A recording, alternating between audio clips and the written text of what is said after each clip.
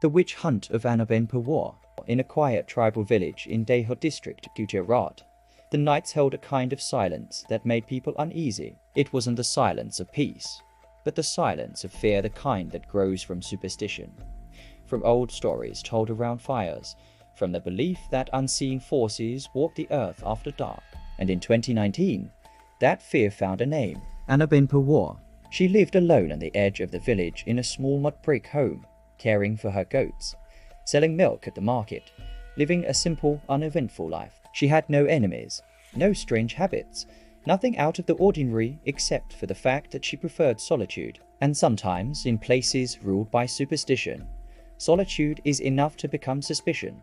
The trouble began when a young boy fell sick with a sudden fever. His body shook, his eyes rolled back, and the village healer couldn't find a cure. People searched for someone to blame, someone to point to, someone to fear. A man claimed he saw Anaben near the boy's home at dusk. Another said she muttered something under her breath. Another whispered that her shadow didn't match her steps. Rumors grew like wildfire, fed by panic, and panic turned into certainty. They said Anaben was a Dayana witch. By the time the sun fell, the decision was made. Before we continue, take a moment to like, share, and subscribe to TimeStory. Your support helps keep these stories alive. That night, Anaben heard them coming before she saw the torches. A crowd gathered outside her home, shouting her name, demanding she step outside. When she tried to flee, they dragged her back, surrounding her in the dusty square. Her cries were swallowed by the roar of the villagers. They wanted a confession. They wanted her to admit she was something evil. But Anaben was just a woman,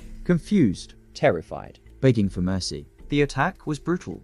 By the time the mob stepped away, she was left crumpled on the ground, barely alive. They believed they had ended the curse. They believed the village was safe. But by morning, the sickness had spread. One villager after another fell ill with the same fever, the same trembling, the same horrifying visions. The doctors blamed contaminated water. The villagers whispered a different story. They said the witch had cursed them with her final breath. People claimed they saw Anaben walking between huts at night, her body battered, her eyes glowing in the dark. Families fled. The village emptied. Homes decayed. The settlement became a ghost town. Some say it was guilt haunting them. Others believe something else stayed behind.